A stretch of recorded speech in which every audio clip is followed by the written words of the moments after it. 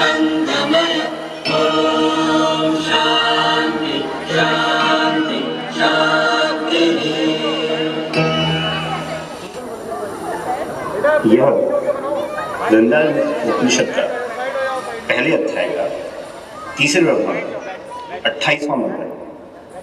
इस मंत्र में कहा गया है कि हमें असत से सत की ओर ले चले, हमें अंधकार से प्रकाश की ओर ले चले, हमें मृत्यु से अमृत्यु की ओर ले चले। यह मंत्र यज्ञ कर्म प्रारंभ होने पर सामगान प्रारंभ करने से पहले जप किए जाते हैं। यहाँ असत से सत, अंधकार से प्रकाश और मृत्यु से अमृत, इन तीनों चीजों के ज्ञान की ही महत्व है।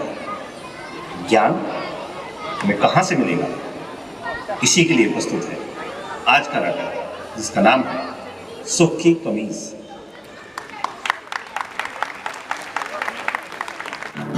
रसिकों, उत्तराखंड के उत्तम प्रदेश में आपका स्वागत है, जहां हर दिन नींद से जागते ही नागरिक अखबारों में हादसों को ढूंढता है। एक ही खबर को बार बार पढ़ता है। अखबारों में वो सुख ढूंढता है। हत्या, हेरा फेरी, चालाकी और चापलूसी की खबरों से अपना सिर धुनता है। आज सुख मिलेगा कि नहीं, वो हर दिन छपने वाली राशि भविष्य में ढूंढता है। जहाँ उद्योग प्रिय प्रजा बातों में व्यस्त है, पूरा देश सास बहू की कहानियों में मस्त है। सुख की तलाश है, सुख की तलाश है। इसीलिए हर आदमी काले बालों को भी तरह तरह से रंगता है और काले को गोरा करने का मलहम धड़ल्ले से बिकता है। ले लो जमाने की, ले लो सुखी बनाने वाला साबुन तेल सब ले लो।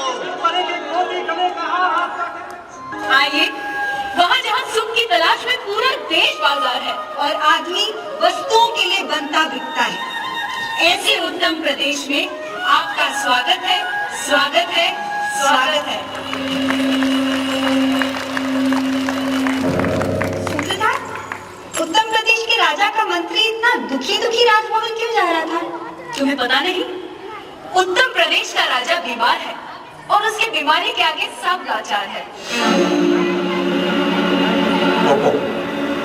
क्या किसी के पास मेरी बीमारी का इलाज नहीं है? महाराज, अब तो उत्तर प्रदेश में गली गली में विदेशी दूध बिकता है। सेठ, साहूकार, बैंक दाल चावल आटे घी के लिए भी किश्तों पर ऋण दे रहे हैं। यावत जीवेत सुखम जीवेत, ऋणम कृत्वा घृतम कीवेत।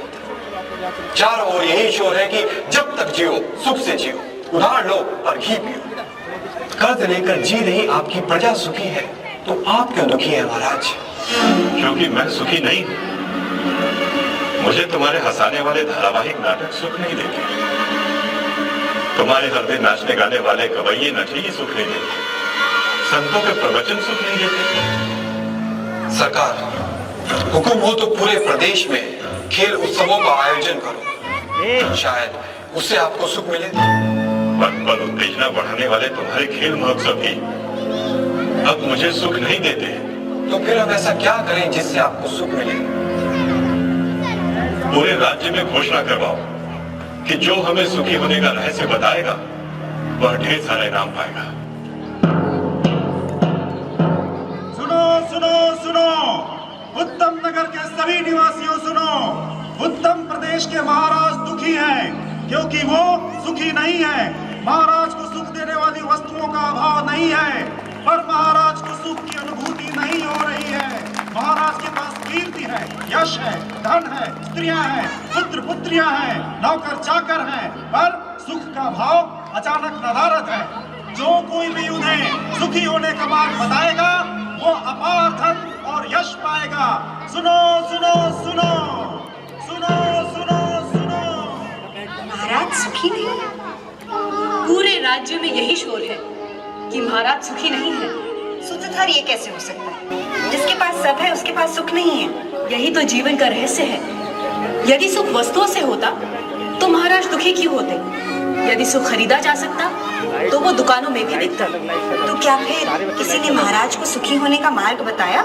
महाराज की घोषणा सुनकर एक गरीब ब्राह्मण महाराज के पास पहुंचा। एक उपाय है महाराज। क्या? महाराज, किसी ऐसे आदमी की कमीज पहने जो सुखी हो।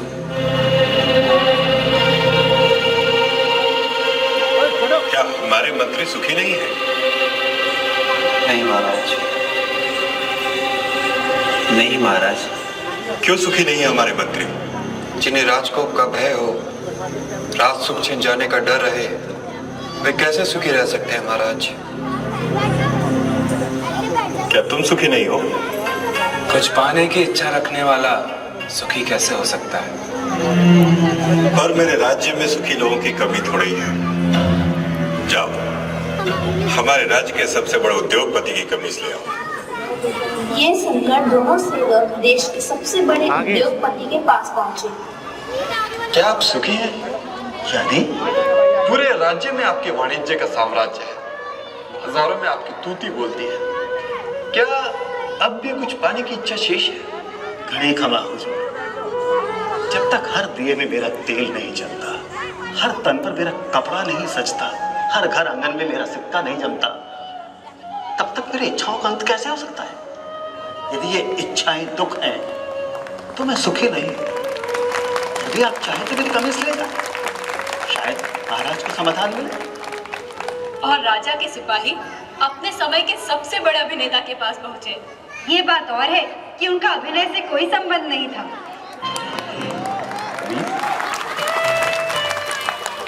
कितनी कमीज चाहिए? एक ही चाहिए ओम जी। नहीं नहीं, आप चाहे तो 10-15 ले जा सकते हैं। मैं एक कमीज एक बार ही पहनता हूँ, इसलिए कि मेरे पास हजारों कमीजें हैं। मतलब पूरे नाट्य जगत में आप जैसा अभिनेता नहीं है। आप दूसरे अभिनेताओं पर भारी पड़ते हैं। हर माँ आपको अपना बेटा समझती है। सम्मान देने वाले लोग आपको सम्मान देने से थकते नहीं, और आपको देश का सबसे बड़ा सम्मान भी प्राप्त है। हाँ, आपकी बात सही है, लेकिन जब तक लोगों की यादों में पुराने अभिनेता और उनका अभिनय जीवित है, मैं चैन से कैसे जी सकता हूँ? तो आप चाहते क्या है? मैं जहां भी देखूं मेरी ही तस्वीर, सड़कों, गलियों, दूध की बोतलों पर मेरी ही तस्वीर चिपकी हो। मैं लोगों के दिलों पर कब्जा करना चाहता हूं। और अभिनय?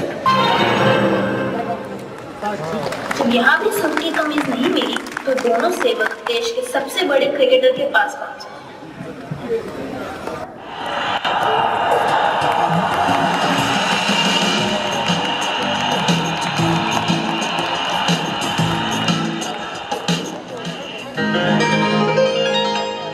जी बताइए। यदि आप सुखी हो तो हमें आपकी कमीज चाहिए।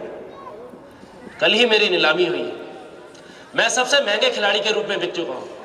अब तो मेरी कमीज भी मेरी नहीं। एक सौदागर की दूसरे सौदागर से स्पर्धा, एक कवि की दूसरे कवि से ईर्ष्या, एक अभिनेता की दूसरे अभिनेता की सफलता से ईर्ष्या। कहीं छात्र शिक्षक के वश में नहीं, कहीं पत्नी पति के वश में नहीं, कहीं पति पत्नी के वश में नहीं, कहीं पुत्र पिता के वश में नहीं, कहीं अभाव, स्पर्धा और ईर्ष्या, कहीं हताशा, निराशा और पीड़ा।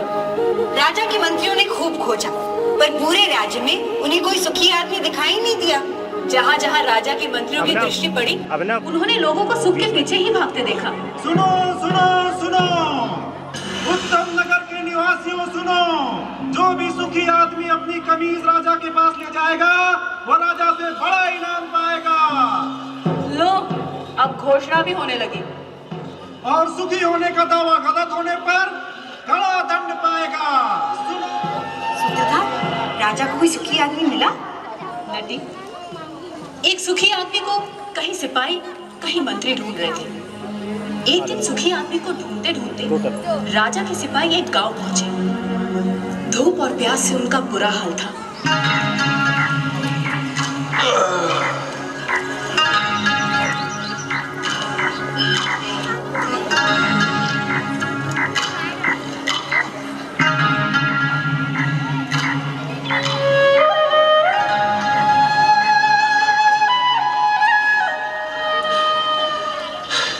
सुखी आदमी की तलाश में राजा ने हमें दुखी कर दिया है। समझ में नहीं आता, क्या पूरा संसार ही दुखी है? नहीं, ठीक है ठीक है।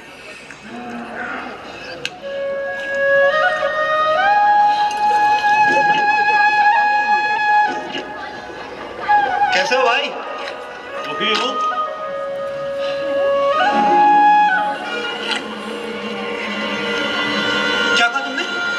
सुखी हूँ।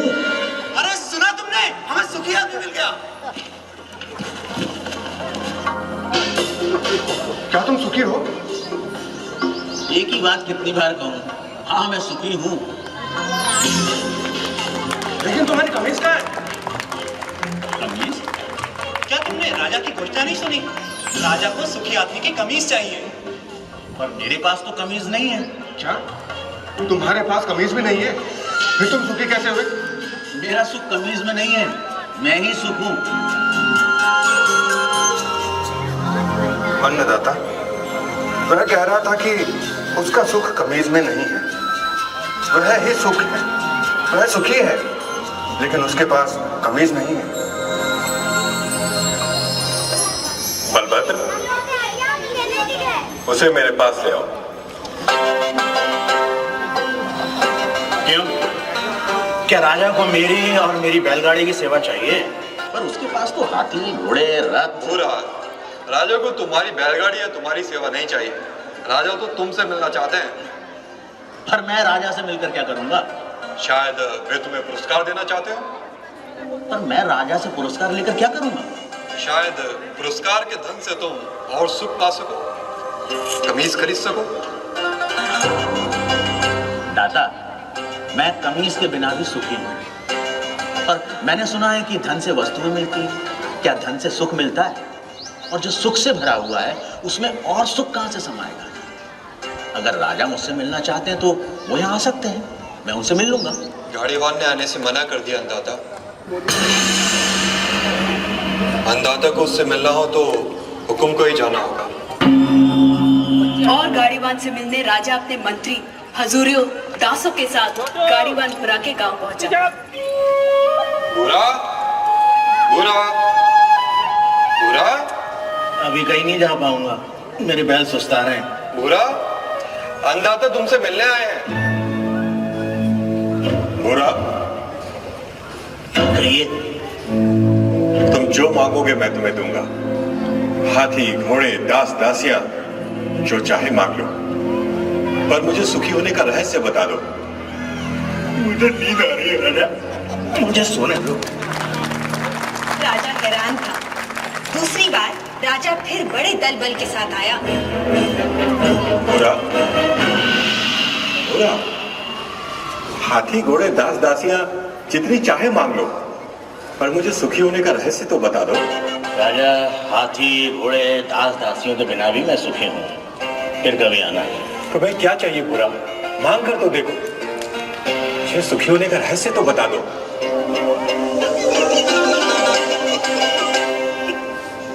जो स्वयं सुख की खान है उसे लालच देने का काम मूर्ख ही कर सकता है। जा राजा जा, फिर कभी आना।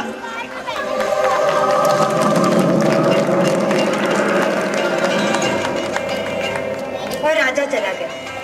उसे समझ नहीं आया कि गाड़ीवान भूरे को क्या चाहिए था कि अचानक राजा एक दिन अकेले गाड़ीवान के सामने आ खड़ा हुआ।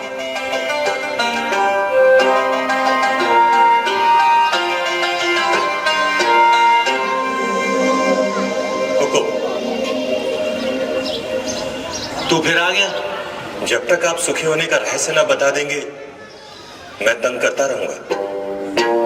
मेरी पीठ खुजा सकेगा? हमारी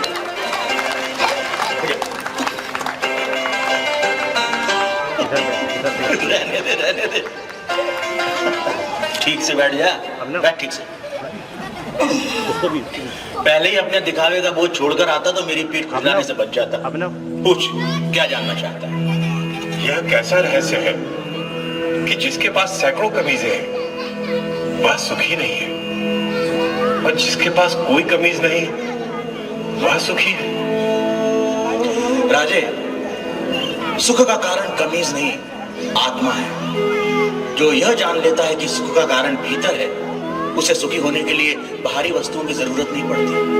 पर मन तो हमेशा सुख के लिए बाहरी वस्तुओं के पीछे भागता रहता है। इसीलिए राजे, जो अपने आनंद स्वरूप आत्मा को जान लेता है वह वस्तुओं के पीछे भागना बंद कर देता है।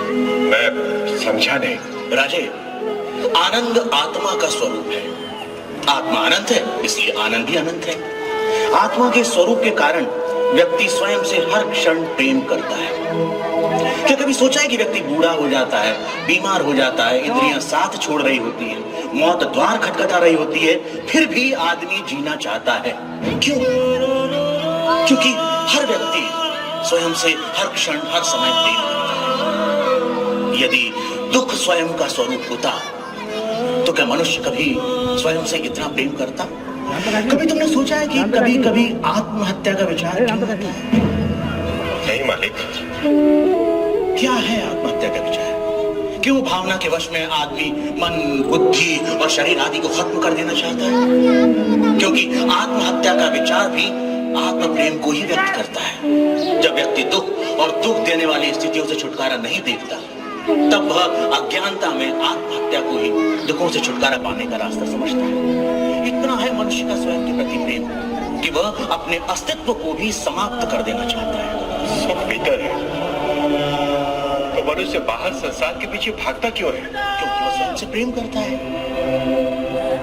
मनुष्य जिसकी भी अभिलाषा करता है, चाहे वह धन हो या वैभव, पत्नी, पति या पुत्र हो, वे सिर्फ उपकरण हैं जिनकी अभिलाषा मनुष्य स्वयं के सुख के लिए करता है। मनुष्य अपनी प्रियतम वस्तु या संबंधी को भी छोड़ देता है यदि वह वस्तु या वे संबंध दुख का कारण हो जाए। इसलिए मनुष्य सबसे अधिक स्वयं से प्रेम करता है। कोई भी व्यक्ति, चाहे वह संसार को पाने या संसार को छोड़ने की राह पर ही क्यों न चल रहा हो, वह स्वयं के लिए ही है। स्वयं के लिए इतना प्रेम कि या तो सारा संसार या संसार नहीं। स्वयं के प्रति इतना प्रेम ही आत्मा के सुख स्वरूप का प्रमाण है। यदि ऐसा नहीं होता तो मनुष्य दुखों से प्रेम करता। चूंकि अज्ञानतावश हम अपने आनंद स्वरूप को नहीं जानते, इसलिए इस आशा में संसार और वस्तुओं के पीछे भागते रहते हैं कि वह हमें छोटे छोटे सुख देगी। ये ठीक वैसा ही है कि जो सुखों का स्वामी है, राजा है, वह खुद को भिखारी समझ दूसरों से इसकी उम्मीद करता है।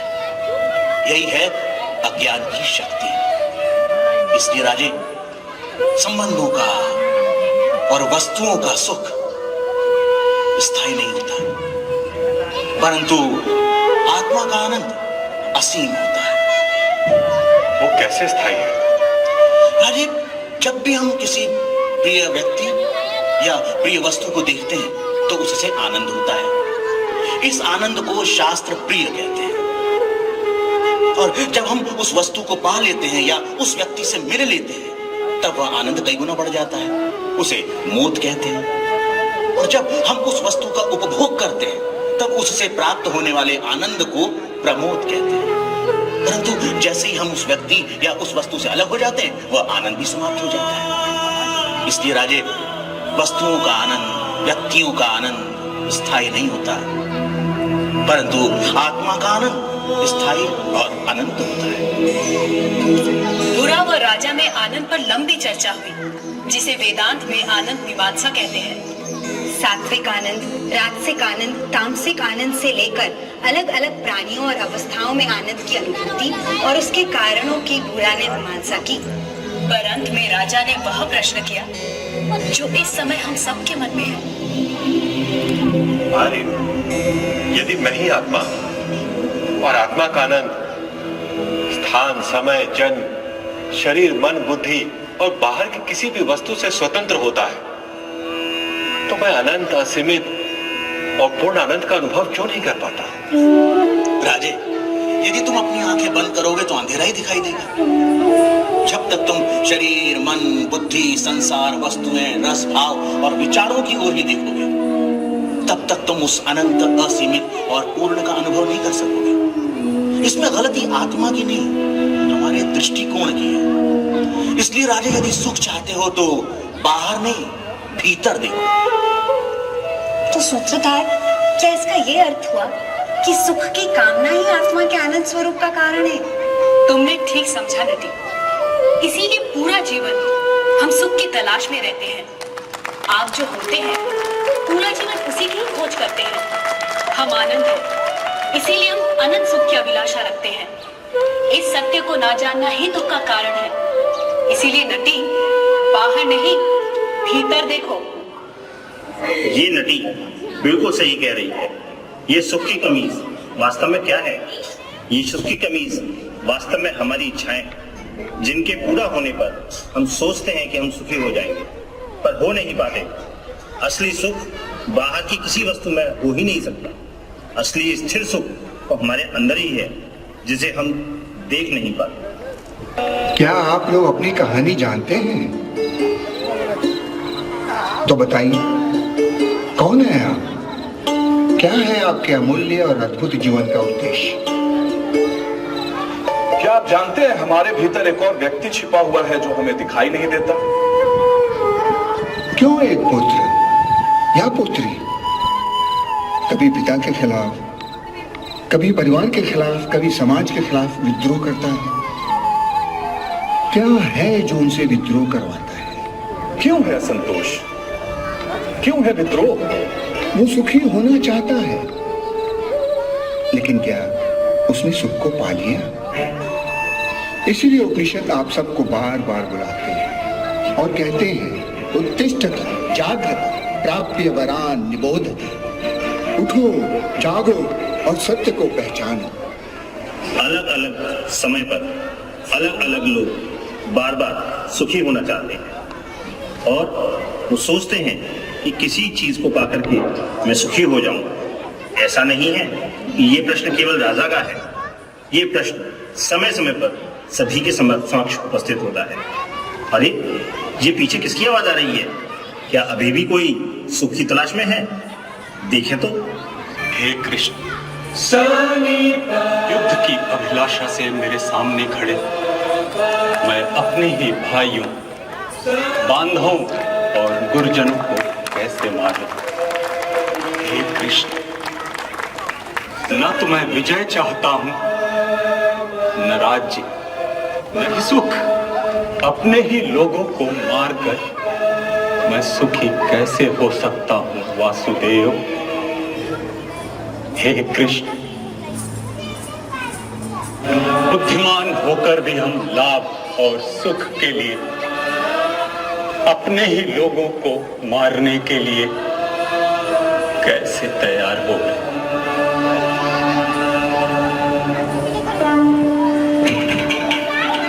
हे अर्जुन, तू शोक न करने लायक लोगों के लिए शोक करता है और बुद्धिमानों सी बात करता है, परंतु जिनके प्राण चले गए हैं या जिनके प्राण नहीं गए हैं उनके लिए भी बुद्धिमान शोक नहीं करते। न तो ऐसा ही है कि मैं किसी काल में नहीं था, या तू नहीं था, या युद्ध की अभिलाषा से खड़े ये लोग नहीं थे। हे अर्जुन, ये आत्मा कभी नहीं मरता, क्योंकि आत्मा न किसी को मारता है न किसी से मरता है। ये न कभी जन्म लेता है न कभी मरता है, क्योंकि ये अजन्मा, नित्य, सनातन और पुरातन है। जैसे मनुष्य पुराने वस्त्र को त्याग नए वस्त्र को ग्रहण करता है, वैसे ही जीवात्मा पुराने शरीर को त्याग कर नए शरीर को धारण करती है। इस आत्मा को शस्त्र काट नहीं सकते, आग जला नहीं सकता, जल गला नहीं सकता, वायु सुखा नहीं सकता। हे कृष्ण, ये ब्रह्म क्या है? अहम ब्रह्मास्मि, मैं ब्रह्म, तुम ब्रह्म, हम सब ब्रह्म हैं। हे सव्यसाची, वो एक है, वो निराकार है, वो सर्वशक्तिमान है। वो अपनी इच्छा से अपने को असंख्य रूपों में अभिव्यक्त करता है। मैं ही सूर्य हूँ, मैं ही वर्षा, मैं ही अमृत हूँ, मैं ही मृत्यु हूँ, मैं ही सत्य हूँ, मैं ही असत्य भी हूँ। हे अर्जुन, सभी भूतों में स्थित आत्मा मैं ही समुद्र हूँ, मैं ही पर्वत, मैं ही वृक्ष हूँ, मैं ही काम, मैं ही शस्त्र, मैं ही पशु, मैं ही जंतु, मैं ही जीवन, मैं ही यम हूँ। तू फिर चुप क्यों हो गए संजय? कि अर्जुन युद्ध के लिए तैयार है? अद्भुत, अलौकिक, वो देखिए कृष्ण ने अर्जुन को अपना विराट रूप दिखा ही दिया। तुम क्या देख रहे हो संजय? हजारों सूर्यों का प्रकाश और उस विराट रूप में मैं कुरु सेना के एक एक योद्धा को देख रहा हूँ।